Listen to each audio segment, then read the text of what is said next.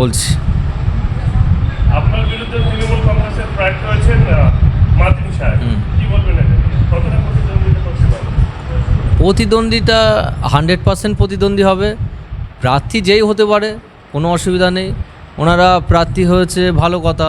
যে প্রার্থী হয়েছে সে তো দেখছিলাম ওয়াকআপ নিয়ে যে আন্দোলন চলছিল, সেন্ট্রাল গভর্নমেন্ট যে ওয়াকআপ অ্যামেন্ডমেন্ট অ্যাক্ট যে বিল পাস করেছে, রাজ্য সরকার আপনারা জানেন রাতারাতিভাবে সে বিলটিকে সাপোর্ট করে পাস করে দিয়েছিল ওয়েস্ট বেঙ্গলে।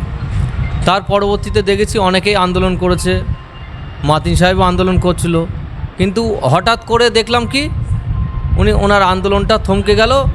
মমতা ব্যানার্জি একবার বলল যে আন্দোলন করার দরকার নেই, আমি সব মিটিয়ে দেব, আন্দোলন করলে দিল্লি গিয়ে আন্দোলন করতে হবে।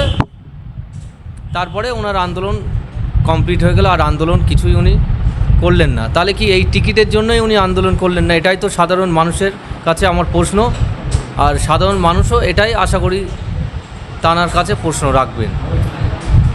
আমরা বারবার দেখেছি যে পিয়ারুল ইসলামের উপর বারবার আক্রমণ হয়েছে এবং পিয়ারুল ইসলামকে ক্রমশ চাপে রাখা হয়েছিল, তারপরেও আপনি প্রার্থী হয়েছেন।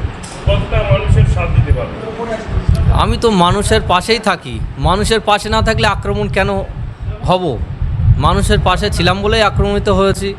যেখানে মানুষের অসুবিধা হয়েছে সেখানে গেছি, তাদের পাশে থাকতে গিয়েই টিএমসির দুষ্কৃতীর হাতে বিভিন্ন জায়গায় হ্যাকেল হয়েছি। যেখানে বিরোধীরা শক্তিশালী হবে আপনারা জানেন, সেখানে ওরা আক্রমণ করার চেষ্টা করে এবং আক্রমণ করে এসছে।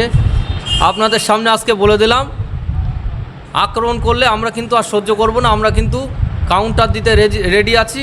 আমরা কাউন্টার দেব, আইনের মাধ্যমে আমরা কাউন্টার দেব, কাউকে ছাড়া হবে না কেউ যদি আক্রমণ করতে আসে।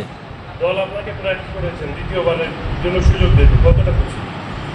অবশ্যই দলের কাছে কৃতজ্ঞ বোধ করব এবং আমি চাইব হাড়োয়া বিধানসভা জিতিয়ে দলকে উপহার দিতে।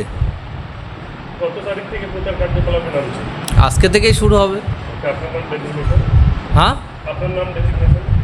আমি অ্যাডভোকেট পিয়ারুল ইসলাম, আমার বাড়ি হাড়োয়াতে।